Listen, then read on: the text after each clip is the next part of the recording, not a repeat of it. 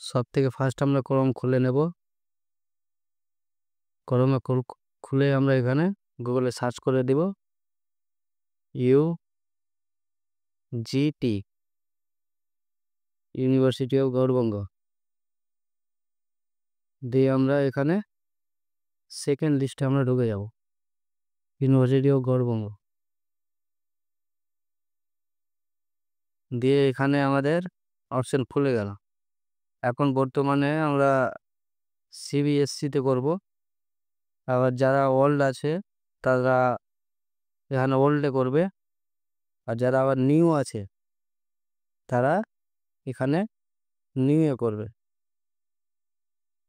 এখানে নিউ করবে। তো আমরা এখন CBSE-তে করতে যাচ্ছি। যারা 1 বছর ল্যাব স্কেজুয়াল আছে তাদের জন্য সেম প্রসেস একই আছে। হ্যাঁ, ওল্ড এখানে ঢুকলেও সেম দেখতে পেয়ে যাবা, তোমাকে দেখিয়ে দিচ্ছি, দেখো।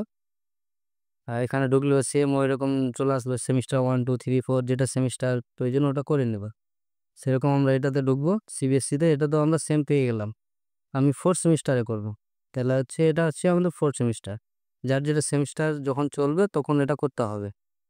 তো এখানে আমরা ক্যান্ডিডেটে ক্লিক করব, দিয়ে আমরা ঢুকে গেলাম। তারপর এখানে আমাদের অপশন চলে আসলো ফর্ম সাবমিশন, তারপরে অ্যাডমিট কার্ড,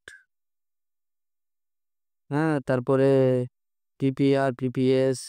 এটার মানে হচ্ছে যে আমরা ফর্ম সাবমিশন করার পর তারপরে অ্যাডমিট বের হবে, যদি রেজাল্টে আমাদের মিস্টেক হলে PPR-এ আমরা করবো কাজ। তাহলে আমাদের 3টা কাজের ইম্পর্টেন্ট জিনিস আছে এটা। তো আমরা এখন ফর্ম সাবমিশনে ঢুকবো, যেহেতু আমরা ফর্ম সাবমিশন করছি।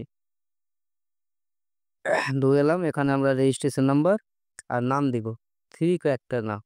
যেমন নাম যদি থাকে সোহেল শেখ, SOY দিতে হবে। রেজিস্ট্রেশন নাম্বার দিয়ে তারপরে ফার্স্ট 3টা ক্যারেক্টার নাম দিতে হবে। যাদের MD থাকবে তাহলে MD দিয়ে স্পেস দিতে হবে, ঠিক আছে? এরকম দিয়ে এখানে ক্লিক করবে, দিয়ে ওর নাম দেখিয়ে দিবে। তারপর আমরা ঢুকে গেলাম তাদের ফর্মে। এখানে ফর্ম ঢুকে গেলাম।